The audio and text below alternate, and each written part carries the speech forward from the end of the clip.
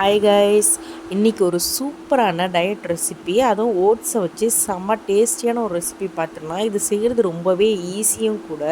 இதுக்கு தேவையான பொருள்னு பார்த்தீங்கன்னா 4 டேட்ஸ், 4 ஆல்மண்ட்ஸ் எல்லாத்தையும் குட்டி குட்டியாக சாப் பண்ணி போட்டுக்கோங்க.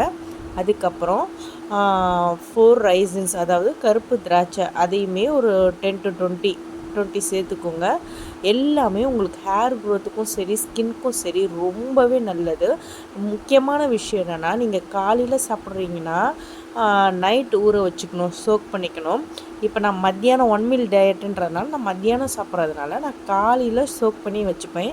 குறைஞ்சது எப்போ நீங்கள் சாப்பிட போகிறீங்களோ அதுக்கு ஒரு 5 ஹவர்ஸ் 6 ஹவர்ஸ் முன்னாடி இந்தமாரி சோக் பண்ணி வச்சுக்கணும், ரெடி பண்ணி. அது கூட ஒரு 4 to 5 டீஸ்பூன் ஓட்ஸ், அப்புறம் சப்ஜா சீட்ஸ் ஒரு டீஸ்பூன் போட்டு நல்லா கொதிக்க வச்ச பாலை போட்டு மிக்ஸ் பண்ணி ஃப்ரிட்ஜில் வச்சுருவேன். அது நல்லா 4 to 6 ஹவர்ஸ் கழித்து இதை நான் எடுத்திருக்கேன்.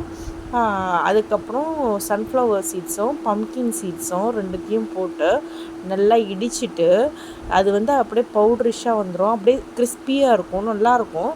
அதை என்ன பண்ணணுன்னா, அந்த ஏற்கனவே நம்ம ரெடி பண்ணி வச்சுருக்க அந்த மிக்சர் கூட இதை கலந்துடணும். கலந்துட்டு ஒரு மிக்ஸ் பண்ணிவிட்டு சாப்பிட்டிங்கன்னா செம்மையாக இருக்கும். நல்லா இது நம்ம இடித்து சேர்க்கறதுனால ஒரு கிறிஸ்பியாக க்ரன்ச்சியாக இருக்கும். இது செய்யறதுக்கும் ரொம்ப ஈஸி, ரொம்ப ஹெல்த்தியும் கூட. கண்டிப்பாக இதை ஒரு தடவை செஞ்சு ட்ரை பண்ணி பாருங்கள், உங்களுக்கு ரொம்பவே பிடிக்கும். வேறு ஏதாவது ஒரு ரெசிபியோடு உங்களை மீட் பண்ணுறேன்.